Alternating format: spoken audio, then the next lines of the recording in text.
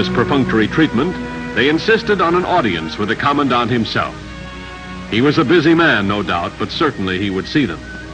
They were asked to wait.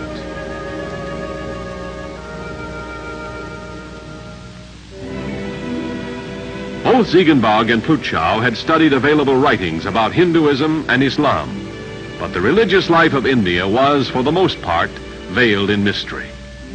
Ziegenbalg was determined to lift that veil. Yes, the commandant was busy, but he would see them later. Would the men return at the end of the day? There was no choice, of course. Fortunately, Modaliappa, the young Indian who had offered his services to them when they landed, was able to understand their difficulties and help them as an interpreter. They set off on a walk through the streets of Tranquebar.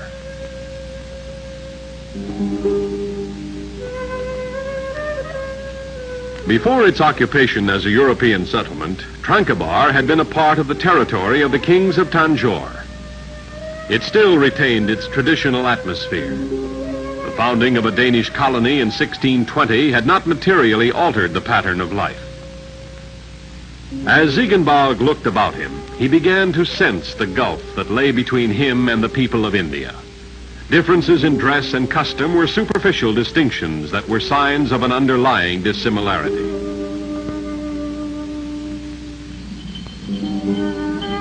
In that tropical climate, life moved at a leisurely pace. But in the schedule of Bartholomew Ziegenbalg, there was no time for leisure.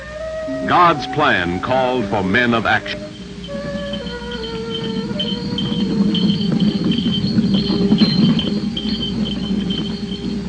Day's end was signaled by the steady symphony of ox carts as rice farmers left their fields for home and distant marketplaces.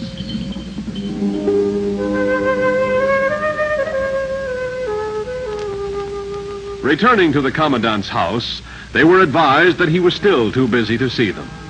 A government clerk who learned that the men had no friends and no place to sleep invited the strangers into his own home. It was a welcome offer. Perhaps tomorrow would be less discouraging.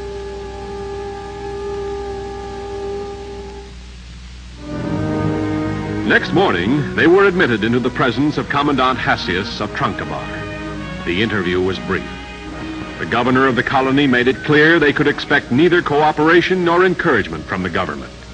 He suggested they return to Europe. It is apparent that what you deem best for India is the result of fancy and untutored speculation. We have no desire here to complicate further our relationships with the people and their established customs, whether social or religious. After all, my dear fellow, heaven is very high above our heads and Copenhagen very far off.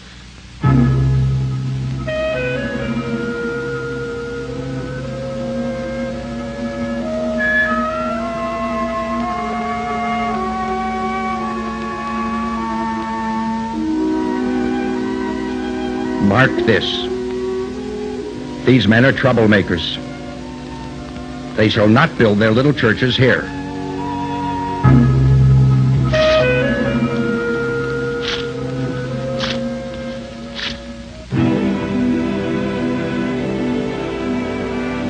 Almost immediately, the building of the little churches was begun.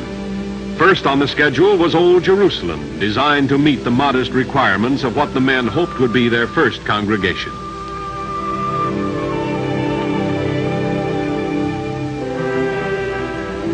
Ziegenbalg and Plutchow were members of a pietist group of their day, and as such could have been expected to shun organizing a church. Yet they included a house of worship as a major item in the first year of work. The problem of communication, however, became increasingly acute and made more difficult the accomplishment of the simplest task. They were constantly in need of an interpreter. Ziegenbalg turned at once to the study of the Tamil language. E.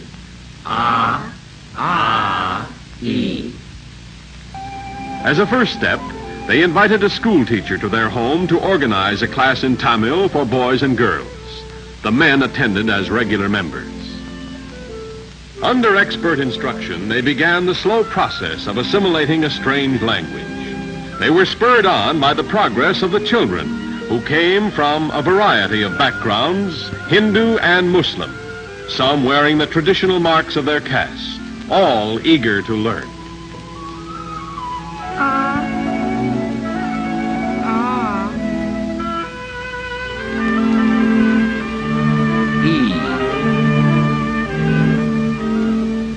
There were no textbooks and only the simplest tools for learning.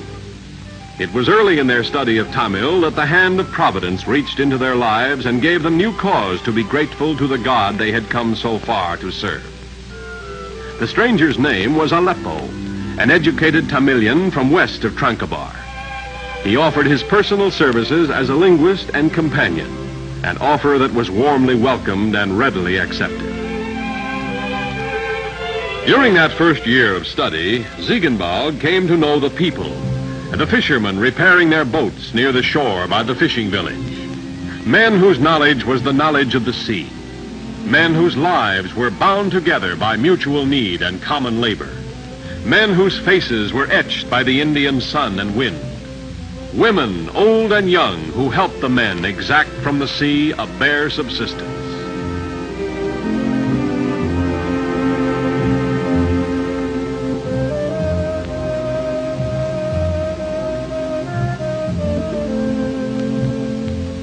Through the companionship of their friends, the men became familiar figures in Tranquebar and neighboring villages. Ziegenbalg's dedication to his freely chosen task impelled him to feel an early sense of oneness with the people. This, perhaps more than any one thing, accounted for his ability to win their trust. Ziegenbalg stood on the side of God and on the side of the people. He had no illusions about altering the social structure of India, in which each individual was literally born to his economic station and to his position in society. That would be a task for generations to come. Change would be difficult and slow. There was a greater urgency than a ministry to the social ills of the country, or its economic problems, or even its staggering problems of health and sanitation. The sickness of India that cried for healing was a sickness of the spirit.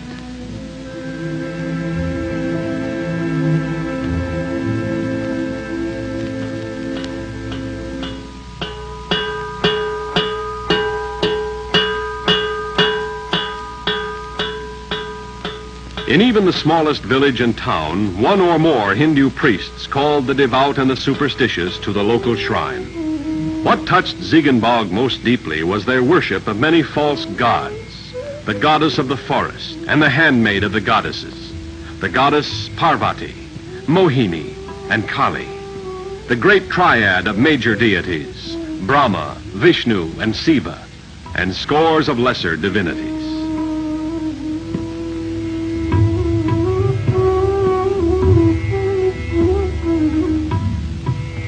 The temple priests of Hinduism helped to preserve a caste system that denied change and progress in society, as it denied freedom and growth in the individual.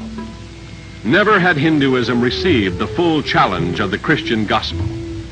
No Protestant missionary had ever ventured to preach Christ to the fettered souls of India.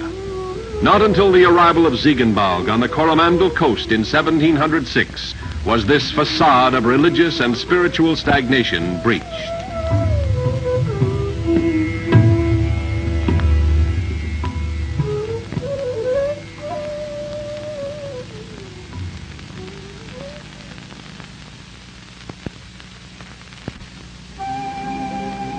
By the time 8 months had gone by, Ziegenbalg had acquired a large vocabulary in Tamil and had begun to master the difficult grammar. He and Plutchow talked with the people in and around the Tranquebar settlement at every opportunity, spreading the good news of the living water as they traveled. It was the individual soul for whom Ziegenbalg yearned. He had no illusions about establishing overnight a large congregation of believers. It had been the hope of King Frederick to create a small community of Indian Christians within Tranquebar alone. But the vision of Ziegenbalg embraced a far greater increase for the kingdom. While he knew the dream could not be realized in his own lifetime, he also knew that the seed carefully